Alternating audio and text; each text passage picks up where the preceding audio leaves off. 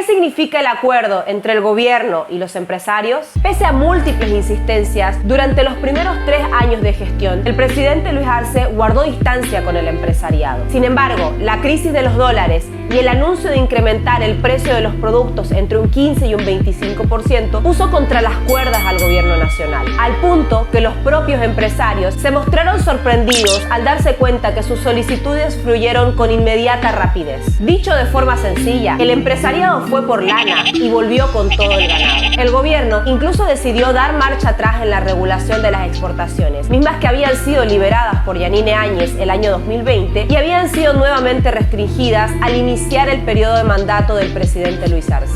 Todo esto a cambio de obtener los dólares que el país necesita, pero que el Estado no puede garantizar a partir de la generación de ingresos propios. Vamos en orden. Como lo mencionamos en anteriores oportunidades, la crisis cambiaria producida por la escasez del dólar y también el desabastecimiento de combustibles son fenómenos que están íntimamente ligados.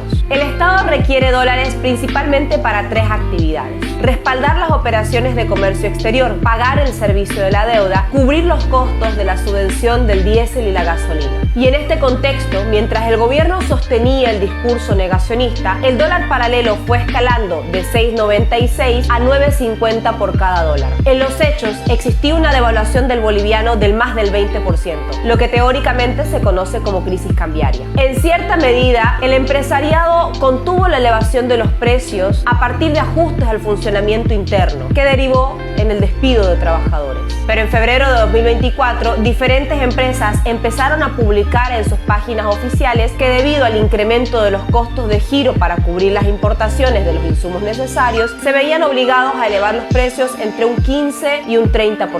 Y fue allí donde reaccionó el gobierno, porque entonces dejaría de tener sentido el principal y casi único argumento: la inflación más baja de la región. Los anuncios vinieron de sectores estratégicos para la economía y la sociedad: el sector farmacéutico, la importación de insumos para el desarrollo agropecuario, la construcción, servicios tecnológicos y el sector automotriz. Y esto, por supuesto, que despertó la preocupación de las personas, pues los propios empresarios reconocieron que no se habían enfrentado a una situación similar en los últimos 15 años. El gobierno rápidamente cedió a las peticiones del sector empresarial y firmaron un acuerdo de 10 puntos. Pero, ¿qué significa este acuerdo y cuál puede ser su impacto en la economía y en esta crisis cambiaria? Los análisis más optimistas plantean que con esta medida el gobierno se muestra abierto, pragmático y comparte la responsabilidad de traer los dólares al país con el empresariado. Y de no cumplir los compromisos, el empresariado quedaría expuesto en la opinión pública,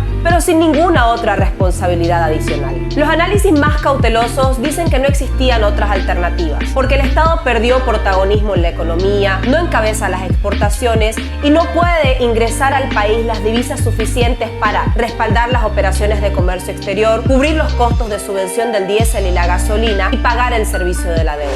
Hago un paréntesis para pedirte que te suscribas al canal y si te gusta este video, le des like. Continuamos. Las dos grandes preguntas son, por un lado, si estas medidas podrán solucionar la crisis cambiaria y por otro lado, si lograrán contener el riesgo inflacionario. La medida más relevante de lejos fue la liberación de las exportaciones, pues antes productos como la soya, el sorgo, el maíz, caña de azúcar o carne de vaca requerían un certificado de abastecimiento y precio justo. Gracias a esa medida, durante años se garantizó el abastecimiento interno y por tanto la estabilidad de los precios en la canasta familiar. También el gobierno se comprometió a agilizar la devolución de los CDIs, que son compensaciones a los productores por el pago de impuestos, reduciendo el tiempo del trámite de 120 a 15 días a cambio de que los exportadores traigan los dólares al país. Y la subasta de diésel, que permitirá ofertar combustible a los productores, estableciendo una relación directa con YPFB que apunta a disminuir los costos de la subvención.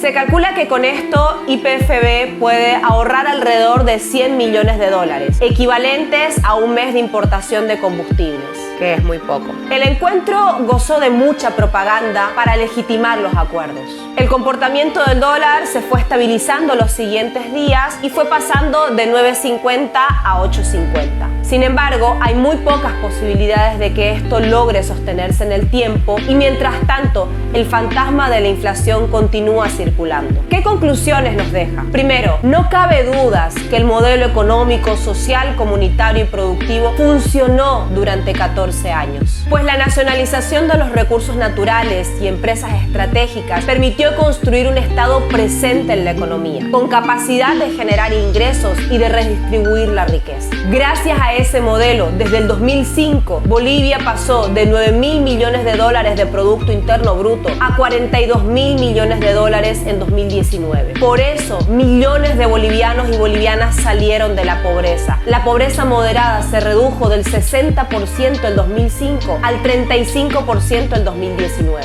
Y no son cifras frías, se trata de millones de personas que lograron mejorar su economía, enviar a sus hijos a escuelas dignas, pagar las facturas a fin de mes, soñar con tener una vivienda propia. Pero hoy las condiciones son distintas. La percepción de recursos por exportación de gas es menor. Hay una declinación en la producción que lamentablemente ha ido cayendo hasta tocar fondo. De hecho, el 2023 las exportaciones de gas cayeron en un 31% y fueron superadas por las exportaciones de oro. Esto impactará directamente en las cuentas de las gobernaciones, los municipios y también las universidades. Y si la base de la economía estatal presenta problemas, las concesiones al empresariado implican el reconocimiento implícito que el gobierno no tiene la posibilidad de garantizar en su totalidad los ingresos necesarios para respaldar el movimiento económico y financiero. En el fondo, el acuerdo con el empresariado contribuye a poner paños fríos a la especulación, pero no ofrece alternativas lo suficientemente sólidas que inviten a pensar que la situación mejorará. Pues más allá de las concesiones, es necesario pensar alternativas que garanticen que el Estado pueda generar ingresos propios y así reposicionar su papel en la economía. Por ejemplo, acelerando la industria del litio o impulsando que el Estado no solo participe en la extracción de la materia prima, sino también en la producción de cátodos y baterías de litio, generando así un valor agregado. O las propuestas que plantea Evo Morales para sostener la subvención, pero disminuir los costos de importación de combustibles a través del desarrollo del biodiesel, del etanol y también iniciar la producción de hidrógeno verde. Necesitamos una inversión pública seria y con una ejecución responsable. No podemos seguir comprometiendo 4.000 millones de dólares para construcción y producción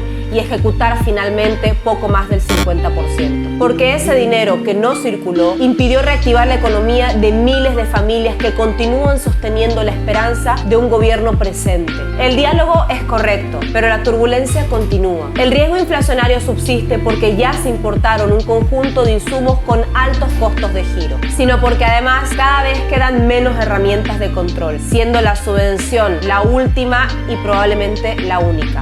Y la pregunta final para la que aún no tenemos respuesta, en lo social, sin consultar con los trabajadores del país y con los verdaderos productores, ¿qué es lo que hará el gobierno con la inflación de hecho?